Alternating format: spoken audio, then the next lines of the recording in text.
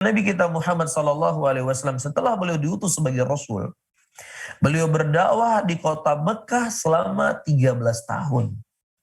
Apa yang disuruh oleh Nabi SAW selama beliau di Mekah? Yang beliau seru adalah pembersihan akidah. Yang beliau ajak adalah kepada tauhid. Dan pada waktu itu Allah tidak menurunkan kewajiban-kewajiban sholat, kewajiban puasa, kewajiban haji, kecuali setelah Rasulullah hijrah ke Madinah atau di akhir-akhir fase Mekah. Tapi awal yang diajarkan oleh Nabi SAW adalah pensucian akidah mereka. Sehingga lahirlah orang-orang seperti Abu Bakar As-Siddiq radhiyallahu ta'ala anhu. Lahirlah orang-orang seperti Umar bin Khattab. Lahirlah orang-orang seperti Utsman bin Affan. Lahirlah orang-orang seperti Ali bin Abi Thalib radhiyallahu ta'ala anhu. Besarnya ujian dan cobaan yang mereka hadapi, besarnya fitnah yang mereka mereka lewati, mereka tetap di atas akidah yang sahih karena memang Nabi mendidik mereka di atas akidah tersebut. Di antara sejarah yang cukup membuat banyak orang-orang pada waktu itu terpengaruh dengan pemikiran-pemikiran yang menyimpang, terkhusus di zaman Khalifah Ali bin Abi Thalib radhiyallahu ta'ala anhu, para hadirin hadirat. Ya, setelah terbunuhnya Utsman bin Affan, pada waktu itu muncul kelompok Syiah As-Sabaiyah. Muncul kelompok An-Nasibiyah. Kemudian muncul juga kelompok Khawarij.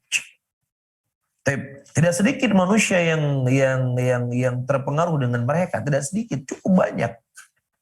Ya, kelompok Nasibiyah mereka membenci Ahlul Bait. Kelompok Khawarij mereka mengkafirkan sebagian sahabat Nabi SAW. Kelompok Syiah menuhankan Ali bin Abi Thalib radhiyallahu ta'ala anhu. Dari sekian banyaknya orang-orang yang mereka mengikuti jalan yang tersesat tadi, tidak ada satupun sahabat Nabi SAW di antara semua golongan tadi. Tidak ada satupun sahabat Nabi bersama Khawarij. Padahal jumlah mereka ratusan ribu orang. Tidak ada satupun sahabat Nabi bersama Syiah yang menuhankan Ali. Dan juga tidak ada satupun sahabat Rasulullah SAW yang bersama Nasibiyah yang membenci kepada Ahlul Baitnya Nabi SAW. Kenapa? Karena mereka diajarkan akidah oleh Nabi SAW. Mereka diajarkan tauhid oleh Rasulullah. Ya, begitu juga ketika ada seorang sahabat bernama Tufail bin Amr Ad-Dawsi radhiyallahu ta'ala anhu. Beliau hanya beberapa saat belajar dengan Nabi SAW di Mekah pada waktu itu. Hanya beberapa saat, enggak lama beliau belajar dengan Rasulullah. Beliau pulang ke negeri Yaman, dia ajak ibunya masuk Islam, dia ajak bapaknya masuk Islam, dan beliau ajak istrinya masuk Islam. Baik, setelah semuanya masuk Islam, dia berkata kepada istrinya, "Wahai istriku, pergilah engkau mandi di Dzisharrah." Jadi di negeri Yaman ada sebuah tempat keramat yang bernama Dzisharrah. Di situ ada batu dan ada air yang mereka berkeyakinan pantang orang mandi di situ, nggak boleh mandi di situ. Kalau mandi di situ bisa kualat. Tapi itu keyakinan mereka. Kemudian istrinya berkata, "Wahai suamiku, engkau tidak takut aku mandi di situ? Tempat itu akan memberikan kecelakaan buat saya." Kata Tufail bin Amr Ad-Dawsi, "Idhabi wa ghatasili wa ana dhaminun laki." Pergilah engkau, mandilah engkau ke sana, aku sebagai penjamin buat engkau. Dia cuma sekedar batu yang tuli, yang buta, yang tidak bisa memberikan manfaat dan juga tidak bisa menghilangkan mudarat. Subhanallah. Enggak butuh waktu yang lama belajar dengan Nabi SAW untuk mengetahui hal yang seperti ini. Karena itulah yang difokuskan oleh Nabi SAW. Terkadang berapa banyak orang-orang yang mereka belajar agama dengan waktu yang lama, dengan waktu yang panjang.